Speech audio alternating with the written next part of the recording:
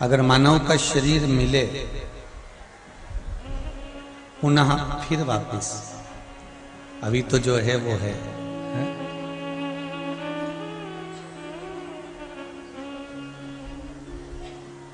पर यदि बाबा ने वापिस कृपा करी हो, वापिस दया करी हो, वापिस करुणा करी हो और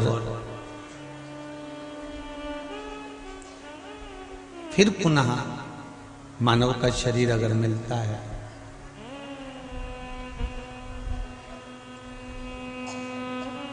तो बाबा से एक प्रार्थना जरूर करना कि बाबा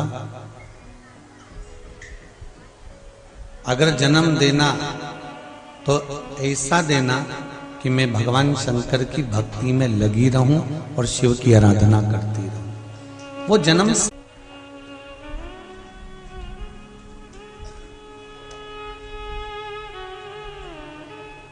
मोदी जी हम पहले कथा में कहे हैं कि फैक्ट्रियों के मालिक होना सरल है पर दिल के मालिक होना कठिन है, क्योंकि किसी के घर में और किसी के दिल में घुसना बड़ा कठिन है। किसी के हृदय में और किसी के घर में प्रवेश करना सबसे कठिन काम। एक अच्छे से अच्छा राजा भी अपने राज्य में राज करता है। आदरणीय सांसद महोदय भी बैठी हुई हैं, तो एक अच्छे से अच्छा बिहार क्षेत्र की, तो एक अच्छे से अच्छा राजा भी अपने राज्य में राज करता है, पर उस राजा का सबसे बड़ा गौरव कब होता है? जब वो अपने राज्य में रहने वाले प्रत्येक मनुष्य के दिल पर राज करे, प्रत्येक मनुष्य के दिल पर राज करे।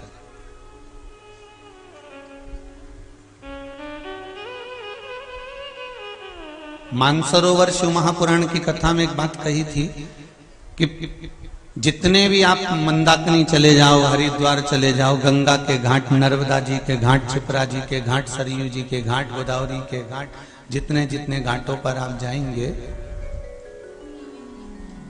जितने जितने घाटों पर, यमुना जी के घाट पर, गोदावरी के घाट पर, गंगा के घाट पर, मंदाकिनी के घाट पर, जितने जितने घाट पर आप पहुंचेंगे उतने उतने घाट पर आपको एक घाट जरूर मिलेगा जिसका नाम राम घाट होगा।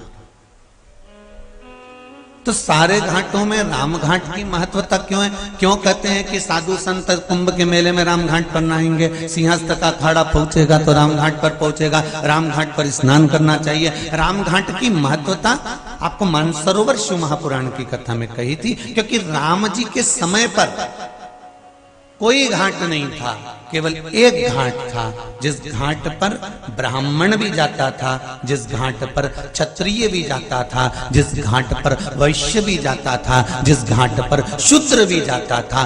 चारों वर्ण के लोग एक घाट पर जाकर स्नान करते थे, पूजन करते थे। वो घाट मेरे राम का घाट था, इसलिए उसका नाम राम घाट। हमारी पूरी दुनिया में दो ही घाट प्रसिद्ध हैं, एक राम घाट, एक शमशान घाट।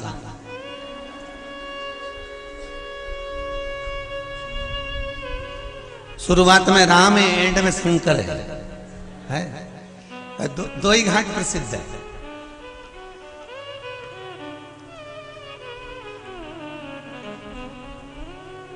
और दोनों बड़े विचित्र हैं। वहां भी वर्ण नहीं देखा जाता कि तुम ब्राह्मण हो कि क्षत्रिय हो कि वैश्य हो कि शूद्र। राम घाट पर कोई पूछता कि तुम ब्राह्मण हो क्या, तुम क्षत्रिय हो क्या, तुम वैश्य हो क्या, तुम शूद्र हो क्या? नहीं नहीं, राम घाट पर गए, स्नान करा, आचमन करा, पूजन करी, आ गई। उस घाट पर भी कोई नहीं पूछता कि तुम किस वर्ण के हो। और आखिरी का जो घाट है ना, कौन सा? क्या बोले? मसान, शमशान। अच्छा अच्छा, आखिरी का जो घाट है शमशान में, तो उसमें भी कोई नहीं पूछता कि नहीं ये ब्राह्मण है तो इसको एक काम करो, सिर के पास ज्यादा लकड़ी लगाना और बीच में कम लगाना या यहाँ ज्यादा लगाना। वैश्य है तो एक काम करो, ऊपर ज्यादा लकड़ी लगाना, नीचे कम लकड़ी लगाना। क्षत्रिय है तो इसको यहाँ लकड़ी ज्यादा लगाना, कमर के पास कम लगाना, पाँव के पास ज्यादा लगाना। शूद्र है तो इसको सिर के पास लकड़ी कम लगाना या पाँव के पास कम लगाना। कहीं शमशान में कभी किसी ने कहा कि ये ब्राह्मण है तो इसको इतनी लकड़ी लगाओ, वैश्य है तो इतनी लगाओ, शूद्र है तो इतनी लगाओ, क्षत्रिय है तो इतनी लगाओ। वहां तो बराबर की है। खाया पिया अच्छा दिख रहा हो तो 3 कुंटल लगा दो, नहीं तो 2.5 में तो निपट ही जाएगा। तो सीधी चले।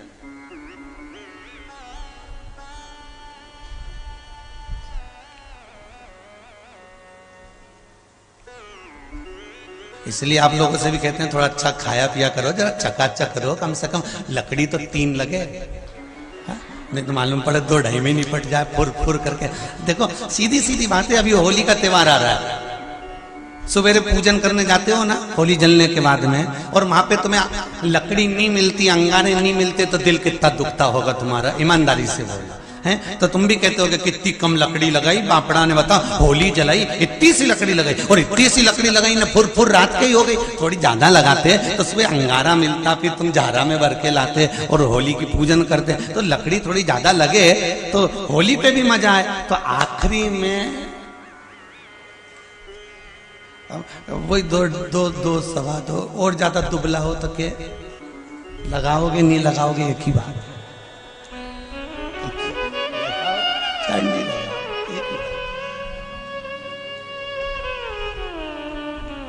अरे भाई, मेरे राम के घाट पर और शमशान घाट पर, जहां मेरे राम शुरुआत में है और एंड में मेरा शंकर, विराम में मेरा शिव है, दोनों जगह नहीं पूछा जाता कि आप किस वर्ण के हैं, आप ब्राह्मण हैं, क्षत्रिय हैं, वैश्य हैं, शूद्र हैं, ये नहीं पूछता कोई। वहां तो केवल एक ही है, केवल। फिर वो नहीं देखता कि कौन आया। अंत समय प्रभु आना पड़ेगा, वचन दिया तो निभाना पड़ेगा। आए ना आए प्रभु कुटुंब कबीला, आए ना आए प्रभु कुटुंब कबीला। भगवान कोई आए चाहे ना आए, अंत समय प्रभु आना पड़ेगा, अंत समय प्रभु आना पड़ेगा। अब कितनी जोरदार बात की कि अंतिम समय में लोग राम नाम लेते हैं, कृष्ण नाम लेते हैं, शिव नाम लेते हैं, भगवान का नाम लेते हैं, भगवान का भजन करते हैं। कभी तुमने सुना कि मरने वाले व्यक्ति से कहा हो कि एक बार और अंतिम समय में व्हाट्सएप चला ले? कोई कह दे कि तेरे प्राण छूटने वाले, केवल 1 मिनट रिया और बहू सास से कह दे मम्मी एक बार चला के। बहू भी सास से कहेगी राम राम बोल के जा, कृष्ण नाम बोल के जा, शिव नाम बोल कर जा।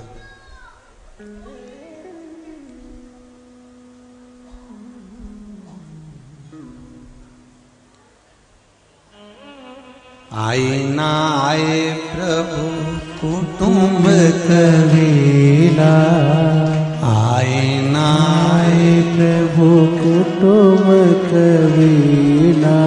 अंत समय प्रभु आना पड़ेगा, अंत समय प्रभु आना पड़ेगा।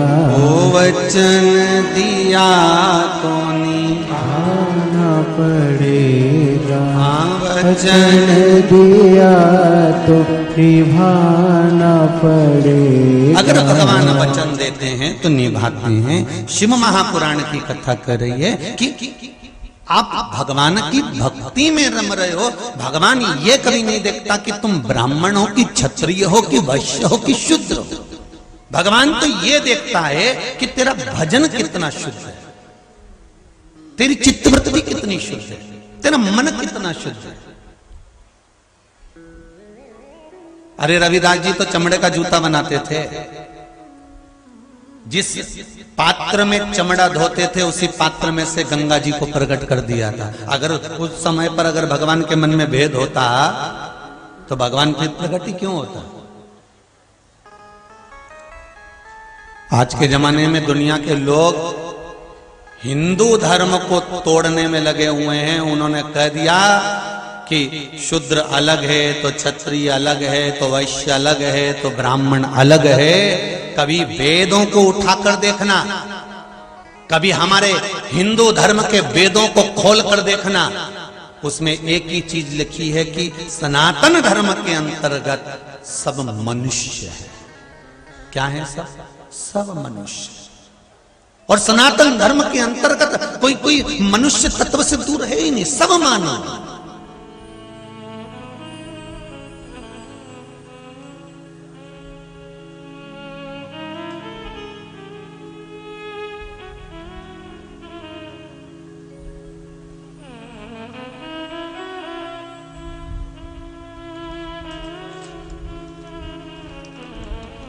अंत समय भगवान ये नहीं देखता कि आप कौन हो, भगवान तो केवल इतना देखता है कि महाराज आपने भजन कितना किया है। और बहुत सावधानी से सुनना, ये कथा को बड़े स्मरण में सुनना। अंतिम समय में कितने ही तुम्हारे घर में तुम्हारे रिश्तेदार, कितने ही धनपति करोड़पति हो, पर अंतिम समय तो अंतिम समय होता है। अंतिम समय में कोई साथी नहीं होता। अंत में केवल वो ईश्वर परमात्मा, मेरा शंकर, मेरा राम, मेरा कृष्ण ही साथी होता है, उसके सिवा कोई नहीं होता।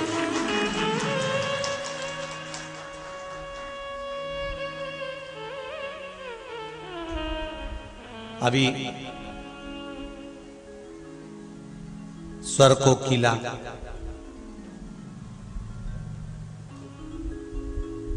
लता दीदी शांत हुई।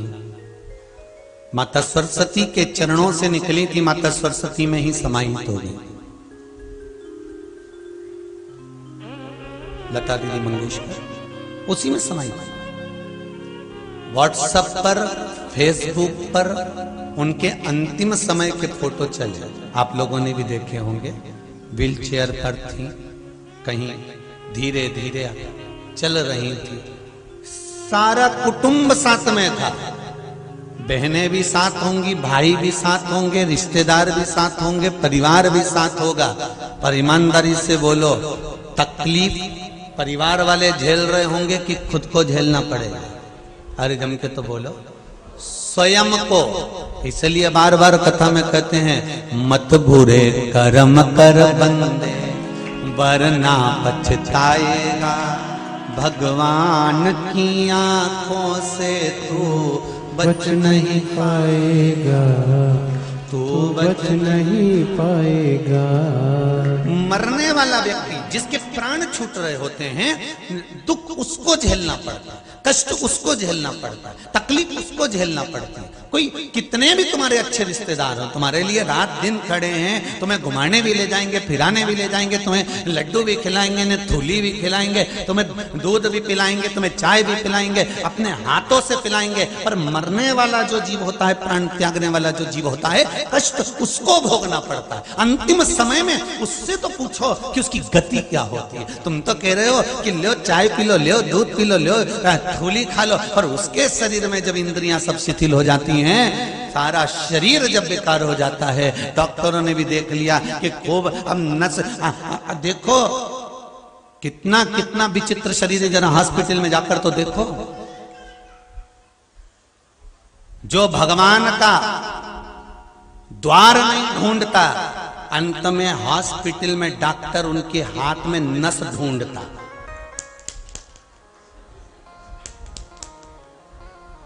फिर परिवार वालों से कहते जम के पकड़ो, अच्छे पकड़ो, और जम के। और शरीर में हड्डियां ही हड्डियां हैं, मांस बचा नहीं है।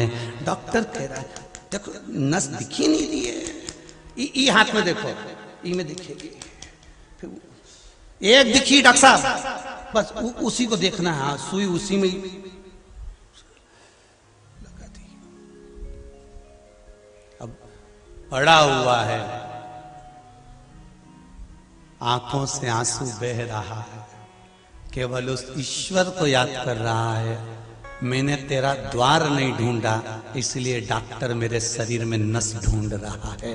तेरा द्वार ढूंढ लेती तो तू ये पलंग पर मुझे पटकता नहीं, सड़ने नहीं देता, डायरेक्ट लेकर चले जाता। द्वार ढूंढना उस परमात्मा, और जिसने मेरे परमात्मा का द्वार ढूंढ लिया, जिसने मेरे शंभु मेरे शंकर का द्वार ढूंढ लिया, जिसने शिव भक्ति को ढूंढ लिया, फिर अंत समय में भोगना नहीं पड़ेगा, क्योंकि तुम्ही ने दर्द दिया है, तुम्ही दवा। अंतिम बिंदु उसी का है। सुख वो देगा, दुख वो देगा, कष्ट वो देगा, जो कुछ देना है ये उसके हाथ में।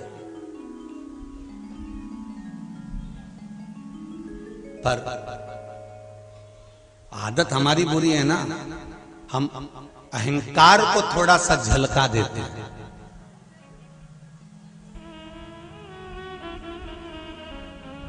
गिलास के अंदर चाय, कप के अंदर चाय, कल रुआवजा बट रहा था दूध का,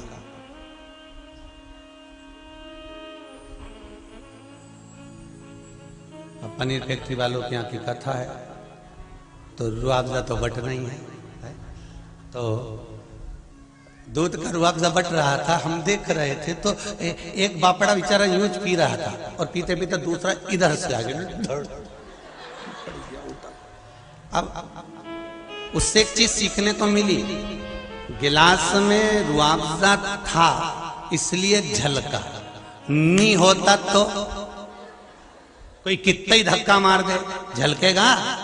पर वो सीखने को मिल गया कि भाई उसमें चाय थी, उसमें दूध था, उसमें रुआवजा था, इसलिए थोड़ा सा धक्का लगा और झलक गया। बस जिस शरीर में, जिसके भीतर अहंकार होता है ना, वो थोड़े से धक्के से झलक जाता है, तुरंत बाहर निकल कर आ जाता है। अहंकार झलकता है, थोड़ा सा टल्ला लगा, झलक गया।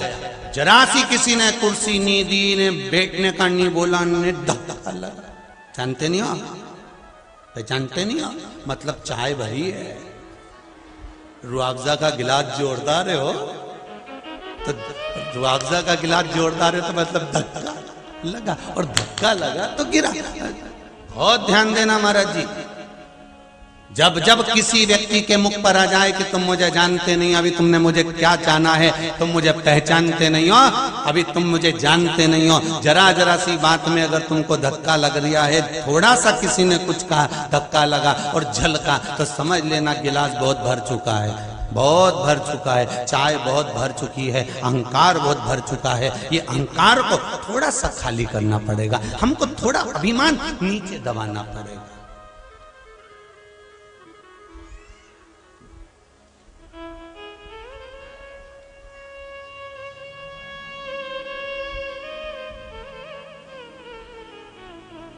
किसी ने बाहर से पत्र लिखकर भेजा है, अब हम बुलवाएं, हमारे कक्ष में रखा है। उसमें एक बहन ने और भाई ने, दोनों ने थोड़ा थोड़ा पत्र में लिखा है, देखो कल यहाँ लेके आए, सामने लिखा, तो उसमें लिखा है, गुरुजी आप जब तक भेरू और चंद्र